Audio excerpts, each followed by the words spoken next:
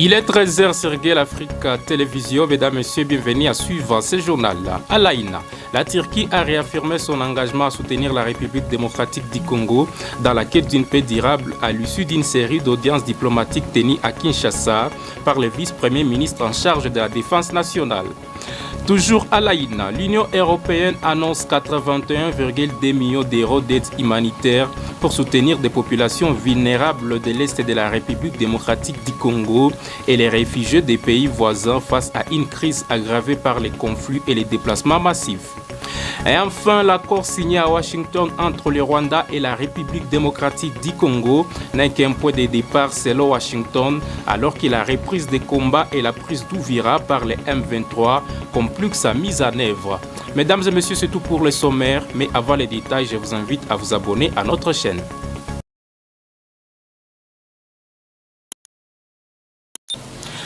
Débutons ce journal avec cette actualité. La Turquie a réaffirmé son engagement à soutenir la République démocratique du Congo dans la quête d'une paix durable à l'issue d'une série d'audiences diplomatiques tenues à Kinshasa par le vice-premier ministre en charge de la défense nationale Gika Bombo Mwadianvita. Reportage. La Turquie a réitéré son engagement à accompagner la République démocratique du Congo dans la recherche d'une paix durable. Cette assurance a été donnée par l'ambassadeur de Turquie en RDC, Murat Ulku, à l'issue de son entretien lundi 16 février à Kinshasa avec le vice-premier ministre et ministre de la Défense nationale Gika Bombo Mwadianvita. Au cours de cette rencontre, les diplomates turcs ont procédé à la présentation du nouvel attaché militaire turc accrédité en République démocratique du Congo. Il illustra la volonté d'Ankara de consolider sa coopération militaire avec Kinshasa. Murat Ulku a salué l'amélioration des relations bilatérales dans les domaines de la défense et de la sécurité, soulignant les avancées enregistrées ces dernières années. Dans la même dynamique diplomatique, le ministre congolais de la Défense nationale a reçu l'ambassadeur de Liban en RDC, Haïtam Ibrahim, venu présenter ses civilités. Ce dernier a réaffirmé le lien fraternel entre les deux pays et leur volonté commune de renforcer davantage leur coopération. Enfin, le ministre Gika Bombo Mwadianvita s'est entretenu avec l'ambassadeur du Burundi, le général-major agricole Mwamba Ntirampemba, au sujet de sa prochaine visite officielle à Bujumbura, axée sur le renforcement de la coopération bilatérale en matière de défense. Une vaste opération menée à Ndola par le service d'immigration de la Zambie a conduit à l'arrestation de plus de 80 ressortissants congolais en situation irrégulière, dont plusieurs ont été expulsés ou relocalisés vers des camps de réfugiés. Reportage. Une vaste opération menée le week-end dernier par le département zambien de l'immigration dans la ville de Ndola a conduit à l'interpellation de plus de 80 ressortissants congolais, dont certains ont été expulsés du territoire zambien. Selon des sources locales, ces personnes sont accusées de séjour irrégulier en Zambie. D'après les autorités, plus de 170 individus de différentes nationalités seraient en situation irrégulière. Parmi eux figurent plus de 80 Congolais, dont plusieurs réfugiés. L'opération, appuyée par d'autres services de sécurité, a ciblé plusieurs quartiers d'Ndola, notamment Hillcrest, Mitengo, Kawama, Kanseshi et Dola Hill. À l'issue des contrôles, 15 réfugiés congolais ont été relocalisés de force vers le camp de Maeba. Par ailleurs, 10 adultes et 26 mineurs sans papier ont été expulsés via le poste frontalier de Sakanya. D'autres Congolais, soupçonnés d'avoir étudié sans titre de séjour valide, ont été sommés de quitter le pays. 5 ressortissants demeurent en détention dans l'attente de la poursuite de l'enquête. Les autorités rappellent que tout étranger résidant en Zambie doit se conformer strictement aux lois migratoires en vigueur. 27 civils enlevés par le rebelle EDF à Ituri ont été libérés le 15 février 2026 à Mongué. La plupart rejoignant leurs familles à Beni et à Irumu après plusieurs jours de captivité. Reportage. 27 otages détenus par le rebelle de Forces démocratiques alliées ont été libérés le dimanche 15 février 2026 à Mongué en Ituri. Ces civils avaient été enlevés lors des attaques menées par les assaillants dans plusieurs villages, échappant au contrôle de forces armées de la République démocratique du Congo, a indiqué Yango Buena, notable du groupement Babumba Kisiki. La nouvelle que nous avons, 27 civils, tous otages des ADF, ont été relâchés. C'était suite à la pression des éléments de sécurité, notamment certains Ouazalendo. Ils sont maintenant libres, a-t-il précisé. La plupart des libérés ont choisi de rejoindre leurs familles respectives le lundi à Beni et à Irumu. Les enlèvements récents s'étaient produits dans plusieurs villages de la chefferie de Walese-Vonkutu, dans le groupement des Babumba Kisiki, ainsi qu'à Batangimbaou, dans le secteur Benimbaou au nord Kivu. La libération de ces otages constitue un soulagement pour la communauté locale fragilisée par l'insécurité persistante dans la région. En République démocratique du Congo, téléphoner peut devenir un véritable parcours du combattant. Dans les villages d'Ipongi, certains habitants doivent marcher jusqu'à 5 heures pour pouvoir passer un appel. Reportage. Ici à Ipongi, dans la province du Kwango, à plus de 300 km de Kinshasa, il est un arbre que tout le monde connaît. Un arbre devenu vital. Le seul endroit à plusieurs kilomètres à la ronde où espérer capter un signal téléphonique. Chaque jour, des habitants, comme Rich Lusenga, convergent vers cet endroit. Une fois arrivés, ils s'immobilisent, le regard fixé sur l'écran, un pas de trop et le réseau disparaît. Dans ce village, la connexion tient parfois à quelques centimètres. Si tu bouges, le réseau bouge et tu le perds. C'est vraiment un problème. Quand tu as mal au bras, tu lâches le téléphone un moment pour détendre le bras, puis reprendre le même exercice de recherche du réseau.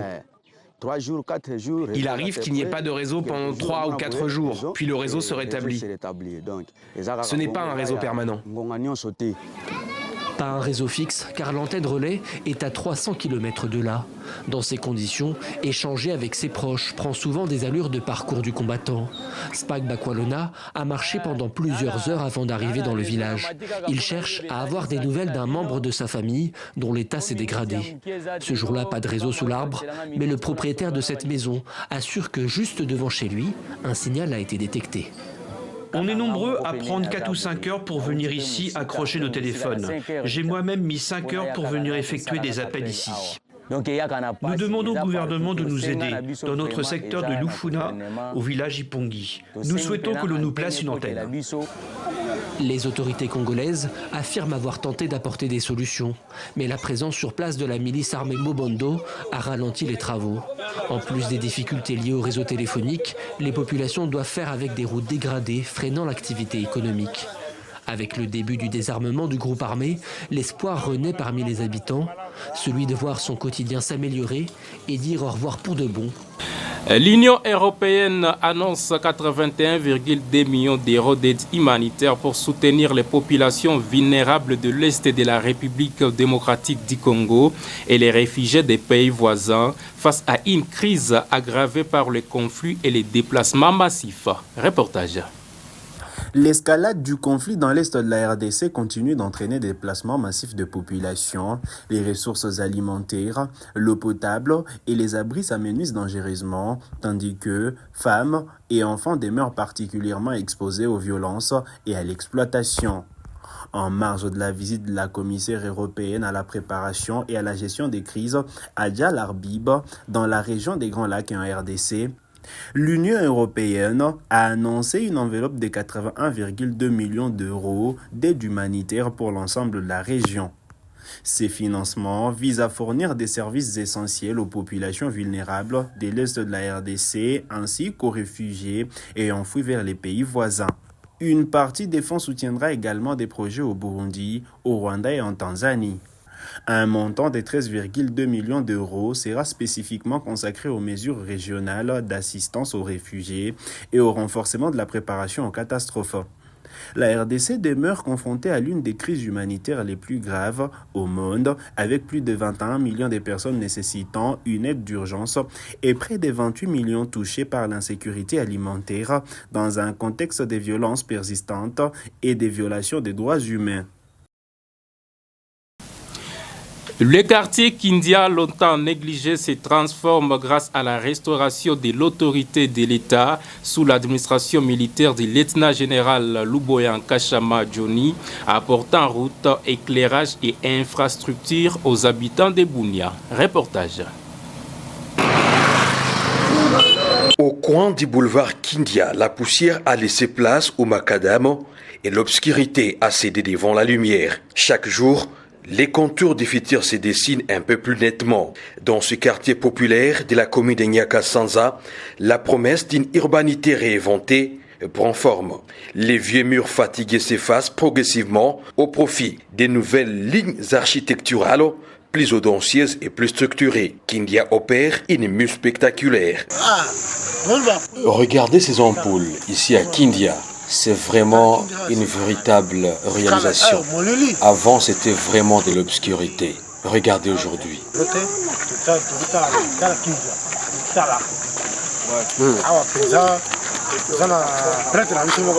Nous avons une seule autorité ici, à Ituri. Maintenant, ici, nous sommes inondés de joie à cause de ce développement dans notre avenue. Même les lampadaires, nous sommes à l'aise. En tout cas, je suis inondé de joie. Je suis fier de Kindia. Avant, il n'y avait plus de développement. Mais pour le moment, Kindia a développé. Nous avons des lampadaires qui nous éclairent et également le macadam. Ces changements interviennent sous l'état des sièges piloté par les gouvernants militaires de l'Ituri, le lieutenant-général Luboya Nkashama Johnny. Pour nombreux résidents, ces travaux renforcent les liens sociaux et redonnent confiance à une population longtemps confrontée à l'insécurité et au manque d'infrastructures. Aujourd'hui, là, nous sommes remplis de joie de voir notre quartier bien aimé atteindre au moins un stade de développement. Dans ce quartier en pleine effervescence, ce n'est pas seulement une route qui s'est construite, c'est un véritable projet de vie qui s'installe. Chaque mètre carré devient un laboratoire de modernité. Kindia avance, Bunia observe et l'Ituri espère. Kindia change de visage, mais garde son âme. Un symbole fort d'un développement qui se veut inclusif et durable sous l'impulsion de l'administration militaire. L'administration militaire de la province de l'Ituri, la Banque mondiale a inauguré 14 écoles modernes pour les 18 groupements du secteur de Bahema. Reportage.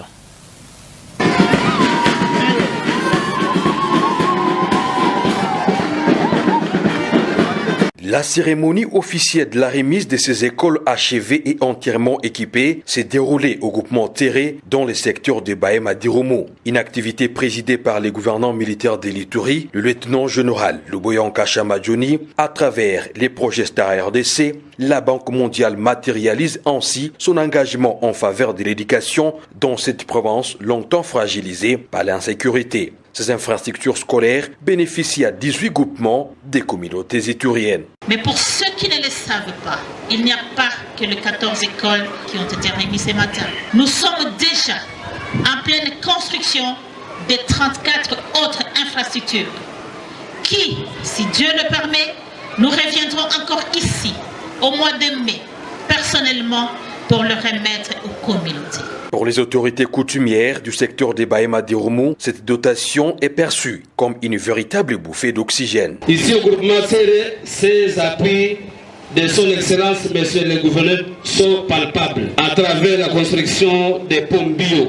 L'asphaltage en cours au-delà de la ville de Bunia, de nos routes de dessertes agricoles, ces infrastructures constituent un véritable moteur de développement pour notre population. Il y en a beaucoup, mais nous en avons pris juste quelques exemples. Prenons la parole, le lieutenant-général Luboyanka Chamadjouni, également commandant des opérations à Ituri, a appelé les gestionnaires des établissements et la population à la responsabilité. Malgré les défis sécuritaires et sociaux, l'Ituri avance résolument vers le progrès.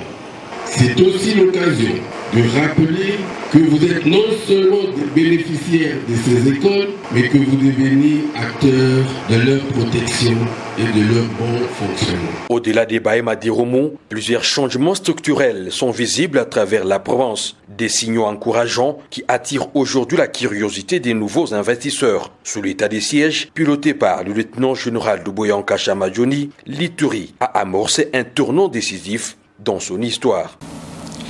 Les activistes de l'Ouest de la République démocratique du Congo dénoncent les tracasseries autour de la hausse du prix du passeport à Beni et exigent sa légalisation à $125 ainsi que des sanctions contre les responsables de différents centres de capture. Reportage.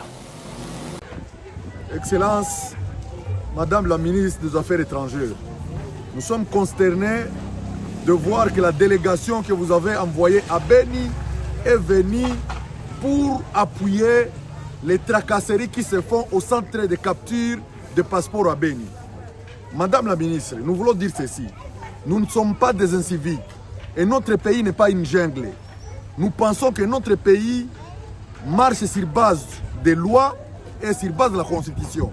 Madame la ministre, retenez que les $30 que votre commission a cautionné disant que c'est les frais de fonctionnement, la population de Beni n'acceptera payer ça aussi longtemps qu'il n'y a pas une loi quant à ça.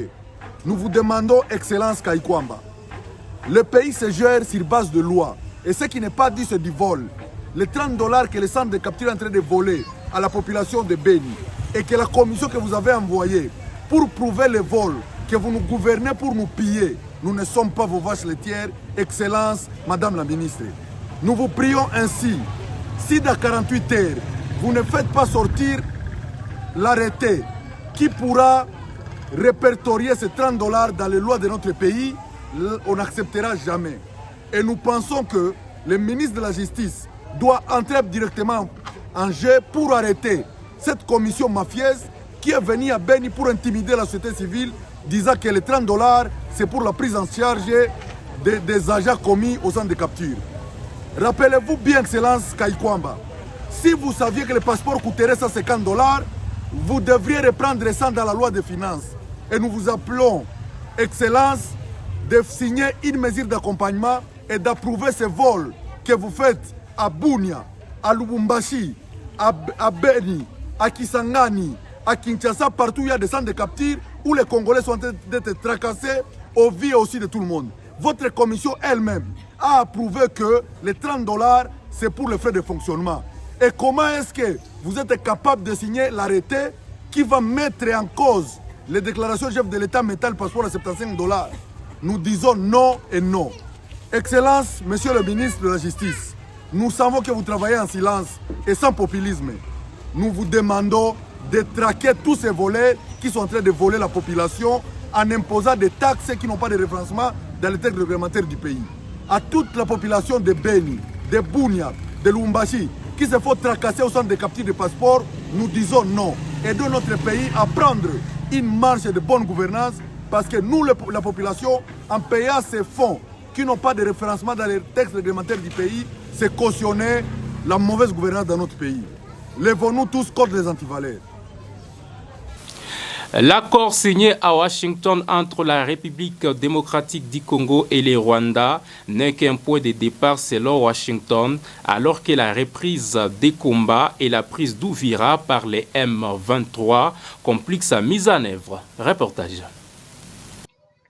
L'accord signé à Washington entre le Rwanda et la République démocratique du Congo n'est qu'un point de départ et non une finalité, a affirmé Massad Boulos, conseiller Afrique de Donald Trump, lors d'un entretien diffusé le 16 février sur France 24, alors que les combats ont repris sur les terrains. Et selon lui, l'accord de Washington sert de rampe de lancement vers une paix et une stabilité durable dans la région, en complément du processus de Doha, piloté par le Qatar, avec le soutien des États-Unis et de l'Union européenne, et visant plus spécifiquement la situation du M23 en RDC. Massad Boulos a reconnu une violation grave après la prise d'Uvira par les M23, soutenue selon Washington par les Rwandais, et a affirmé que le président rwandais Paul Kagame avait trahi la confiance américaine. Les forces rwandaises se sont partiellement retirées, restant sur quelques points forts. Washington n'écarte pas de sanctions ciblées supplémentaires contre Kigali et continue de suivre de près la mise en œuvre des engagements pris, tandis que Kigali continue de réfuter tout soutien direct au M23 et impute les tensions à la présence des rebelles Hutus FDLR sur le territoire congolais. Et enfin, après près d'un mois d'interruption, les réseaux de Vodacom, Orange et Airtel ont été rétablis autour de Goma dans les provinces du Nord Kivu et du Sud Kivu, suscitant un vif soulagement parmi la population locale. Reportage. Les réseaux de téléphone mobile ont été rétablis dans la nuit de lundi à mardi 17 février dans au moins 5 territoires autour de Goma, au Nord Kivu, ainsi qu'à Kalehe, au Sud Kivu, après près d'un mois d'interruption. Plusieurs témoins confirment le retour progressif des services dans ces zones. Les abonnés de Vodacom, Orange et Airtel peuvent désormais communiquer dans les territoires de Nyiragongo, Rutshuru, Lubero, Masisi et Walikale. Selon des habitants, le signal est réapparu aux alentours de 23h lundi, permettant à nouveau les appels, l'envoi des messages et l'accès à Internet. Dira la coupure, communiqué relevé du parcours du combattant. Certains résidents parcourent plusieurs kilomètres pour capter un signal faible. Le rétablissement du réseau constitue un soulagement. Il facilite les échanges, améliore la circulation de l'information et permet la reprise des paiements via Mobile Money, notamment pour les enseignants et les personnels soignants. L'interruption a aussi affecté l'économie locale et les opérations de conservation, en particulier au parc national de Virunga. Aucune explication officielle n'a encore été fournie. Mesdames et messieurs, c'est avec cette actualité que nous mettons un point final à cette édition des 13h Serguel Afrique Télévision. Merci de l'avoir suivi. Les prochains rendez-vous restent fixés à 19h. N'oubliez pas de vous abonner massivement à notre chaîne et à activer la cloche de notification.